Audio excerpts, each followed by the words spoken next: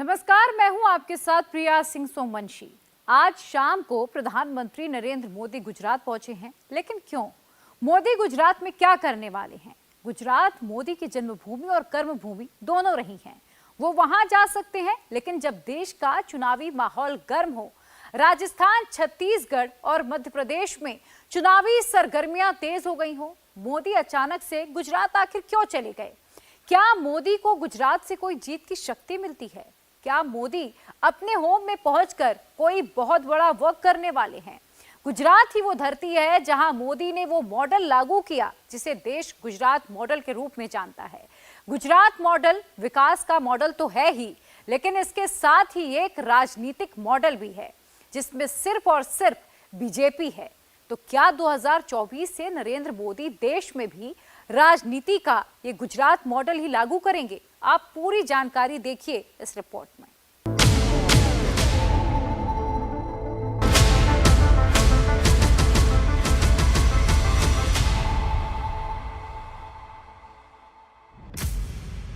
बीच चुनाव में अचानक से गुजरात क्यों पहुंच गए नरेंद्र मोदी? क्या अपने होम स्टेट जाकर कोई बहुत बड़ी रणनीति बनाएंगे मोदी? मोदी गुजरात में कौन सा होमवर्क करने गए हैं? क्या गुजरात से ही मोदी को मिलती है जीतने की शक्ति? क्या एमपी, छत्तीसगढ़ और राजस्थान में भी लागू होने जा रहा है जीत का गुजरात मॉडल? असल में बड़ी लड़ाई की शुरुआत से पहले जड़ों में लौटना पड़ता है। जो जड़ों से जुड़े नहीं रहते वो खत्म हो जाते हैं और मोदी इस बात को बहुत अच्छी तरह से समझते हैं। मोदी के राजनीतिक जीवन का बहुत बड़ा युद्ध आने वाला है। 2023 में मध्य प्रदेश, छत्तीसगढ़ और राजस्थान जैसे बड़े राज्यों में विधानसभा चुनाव हैं और 2024 में लोकसभा चुनाव होने हैं।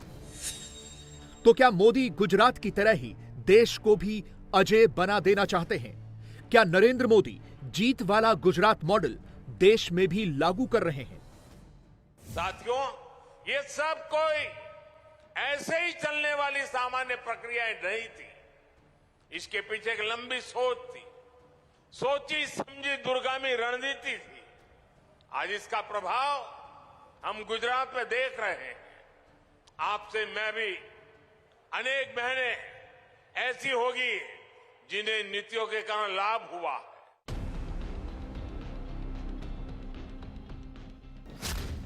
लेकिन जिस गुजरात मॉडल से वो 4 बार गुजरात के मुख्यमंत्री बने, वो है क्या?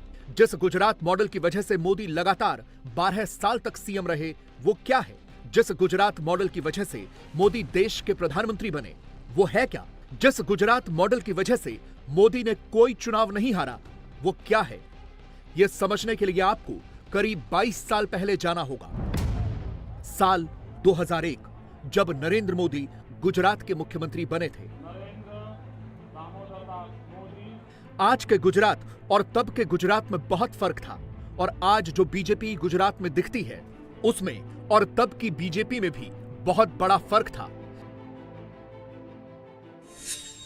तब नरेंद्र मोदी के लिए बहुत ही चैलेंजिंग सिचुएशन थी। 2001 में गुजरात भूकंप से तबाह था। 2002 में राज्य में दंगे हो चुके थे। राज्य में बीजेपी की स्थिति भी कमजोर थी, यानी मोदी को 3 फ्रंट पर एक साथ लड़ना था। मोदी के सामने सवाल यह था कि जो चल रहा है, जैसा चल रहा है, उसको वैसे ही चलते रहने दें या फिर उसमें बहुत बड़ा बदलाव करें, उसमें आमूल चूल परिवर्तन कर दें, सारी रवायतें तोड़ दें, ट्रेडिशनल पॉलिटिक्स छोड़कर एक नई तरह की राजनीति करें। मोदी ने दूसरा रास्ता अपनाया और यही गुजरात मॉडल है। मोदी ने मुख्यमंत्री के तौर पर चैलेंज लिया कि गुजरात को इस मुसीबत से बाहर निकालना है और प्रगति के ट्रैक पर लेकर चलना है, और तब शुरू हुआ वाइब्रेंट गुजरात समिट।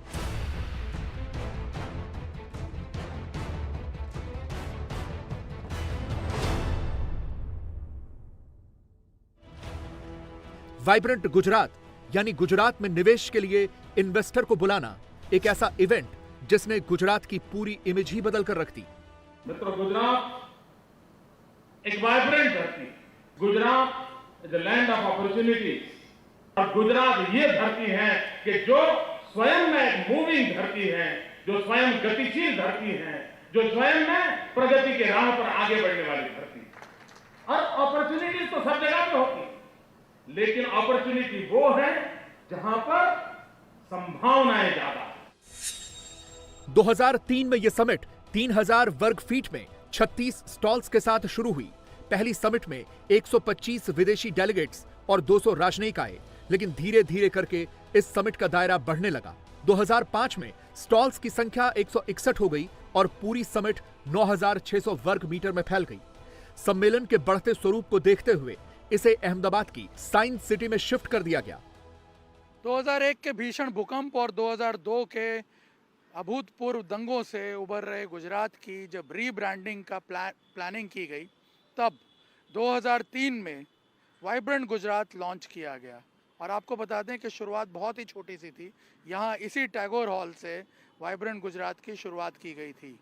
और आपको बता दें उस वक्त करीब 3000 वर्ग मीटर में यहाँ पे एक प्रदर्शनी लगी थी, जिसमें सिर्फ 36 स्टॉल थे, कोई ग्लोबल पार्टनर भी नहीं था।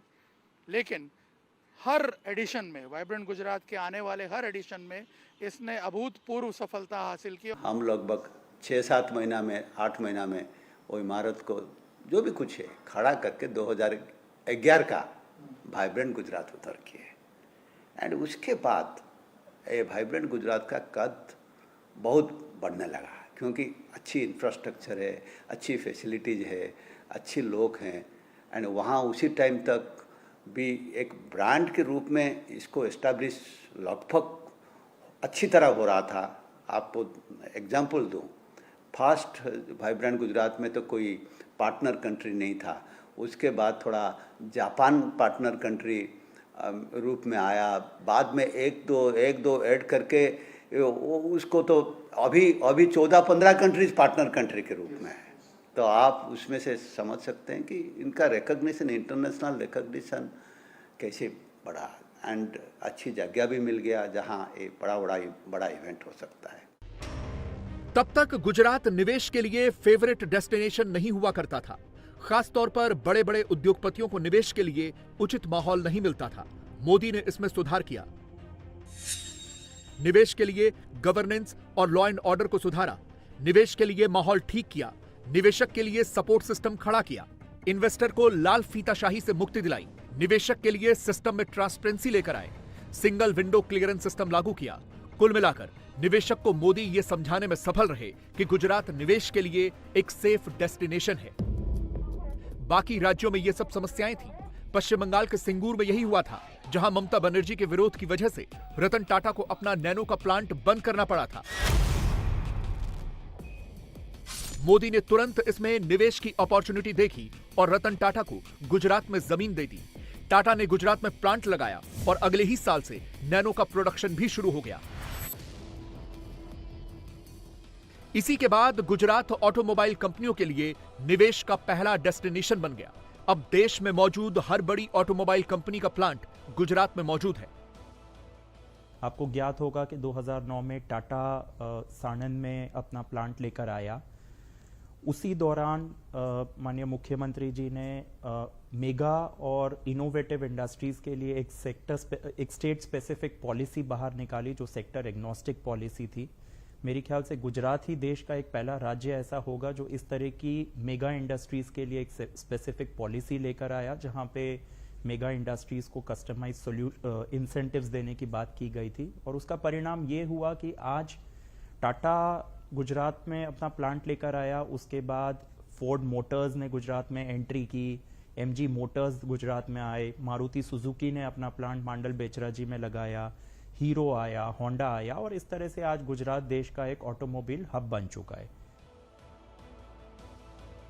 यही तो मोदी का गुजरात मॉडल है, जिसका एक बहुत बड़ा हिस्सा वाइब्रेंट गुजरात है। कुछ ही सालों में वाइब्रेंट गुजरात एक बड़ा नाम बन गया था। 2003 में वाइब्रेंट गुजरात में 66,000 करोड़ रुपए के एमओयू साइन हुए थे।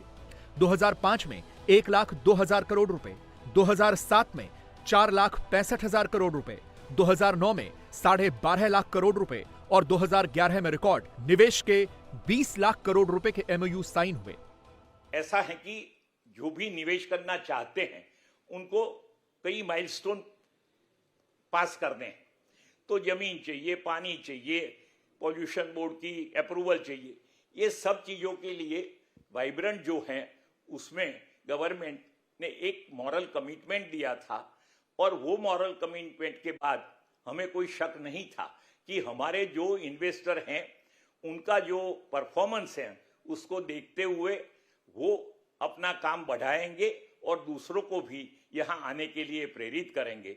वाइब्रेंट गुजरात के बाद कार मैन्युफैक्चरर में जो यहाँ काम हुआ है, यहाँ सॉफ्टवेयर में जो काम हुआ है, जो टेक्सटाइल में काम हुआ है, हीरे में काम हुआ है, फार्मास्यूटिकल में काम हुआ है, वो बिल्कुल इस बात को साबित कर देता है कि वाइब्रेंट की वजह से हर सेक्टर जो आप इंडस्ट्री का देखिए या सर्विस सेक्टर का देखिए उसमें बहुत ही तेजी से परिवर्तन हुआ है। और ये सब तब हो रहा था जब नरेंद्र मोदी देश के प्रधानमंत्री नहीं थे। प्रधानमंत्री बनने के बाद मोदी ने इसे बहुत बड़ा ब्रांड बना दिया है। 2019 के वाइब्रेंट गुजरात में भारत के साथ 15 देशों ने साझेदारी की। सम्मेलन में 5 राष्ट्राध्यक्ष आए, दुनिया के कई बड़े प्रसिद्ध उद्योगपति आए और 135 से ज्यादा देशों के 42,000 से अधिक प्रतिनिधियों ने हिस्सा लिया। 2019 के बाद कोरोना की वजह से वाइब्रेंट गुजरात का समिट नहीं हो पाया है, लेकिन 28 सितंबर को इस समिट के 20 साल पूरे होने जा रहे हैं और इसीलिए गुजरात की विकास यात्रा के 20 सालों को सेलिब्रेट करने के लिए प्रधानमंत्री नरेंद्र मोदी गुजरात में हैं।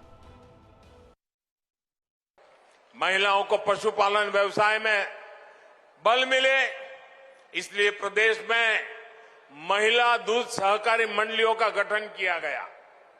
हमने उस समय ही डेयरी के पेमेंट के लिए डिजिटल पेमेंट की व्यवस्था शुरू की थी।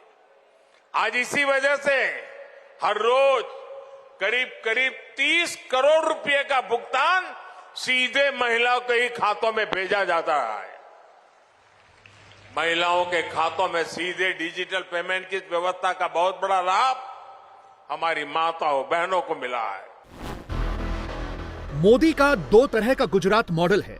पहला है इकोनॉमिक मॉडल, जिससे गुजरात में निवेश आया, जीडीपी बढ़ा, विकास हुआ, और दूसरा है पॉलिटिकल मॉडल, जिससे गुजरात में बीजेपी अजय बनी, विपक्ष के तौर पर कांग्रेस पूरी तरह से साफ हो गई।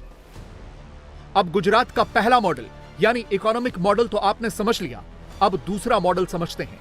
ऐसा नहीं है कि मोदी को गुजरात के आम लोगों का विश्वास यूं ही मिल गया। मोदी ने उनके लिए काम करके दिखाया।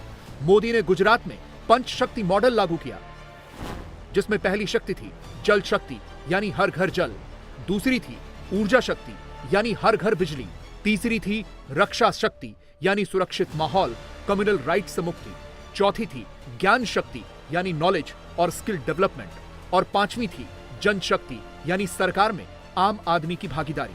अब इस मॉडल को ध्यान से देखिए और सोचिए कि यही तो मोदी देश में भी कर रहे हैं। हमने गुजरात से इसी सोच के खिलाफ लड़ाई शुरू की थी।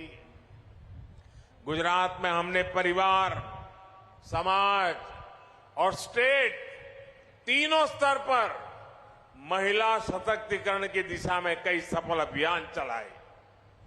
परिवार में पीने के पानी जैसी बेसिक जरूरत हो, आर्थिक भागीदारी की बात हो या इलाज की चिंता हो, इनसे महिलाएं सबसे ज्यादा प्रभावित होती हैं। हमने एक एक करके ऐसी बहुत सारी योजनाएं बनाई जिससे परिवार में रहने वाली हर महिला का जीवन आसान हो। सामाजिक स्तर पर बहनों बेटियों को बराबरी दिलाने के लिए, उनकी शिक्षा के लिए हमने कन्या केळवणी अभियान गुजरात में हर जून महीने में चलाते थे। स्टेट लेवल पर राजनीति में और प्रशासन में उनकी भागीदारी सुनिश्चित की गई। गुजरात में स्थानीय निकायों में महिलाओं के लिए 50% आरक्षण की व्यवस्था के बारे में हम सबको पता है। इसी का नतीजा है कि गुजरात के लोग मोदी पर आंख मूंद कर भरोसा करते हैं। गुजरातियों को मोदी से दूर करने के लिए विपक्षियों ने क्या क्या प्रलोभन नहीं दिए, फ्री के न जाने कितने वादे किए, लेकिन गुजराती डिगे नहीं। उनकी पहली पसंद मोदी ही रहे। इसीलिए 182 सीटों वाले गुजरात में मोदी ने 156 सीटें जीती गुजरात के इतिहास में जीत का यह सबसे बड़ा रिकॉर्ड है। मोदी ने गुजरात को ऐसा बना दिया है कि अब वहां सब कुछ मोदी ही है। वहां मुख्यमंत्री, मंत्री या कैबिनेट मंत्री होने से कोई फर्क नहीं पड़ता। अगर ऐसा न होता तो गुजरात के चुनावों से ठीक पहले मोदी मुख्यमंत्री समेत पूरी की पूरी कैबिनेट को क्यों हटा देते? यही मोदी का गुजरात मॉडल है, जहां सबसे बड़ा ब्रांड मोदी खुद हैं। वो किसी को भी खड़ा कर दें तो वो चुनाव जीत जाए। यहां मोदी का अपना अलग करिश्मा है, मोदी का अलग कनेक्ट है। तो क्या मोदी देश में भी गुजरात जैसा ही राजनीतिक मॉडल बना रहे हैं? इंडिया टीवी हर वक्त हर जगह डाउनलोड करने के लिए सर्च करें India TV news Google play store या ऐप स्टोर पर।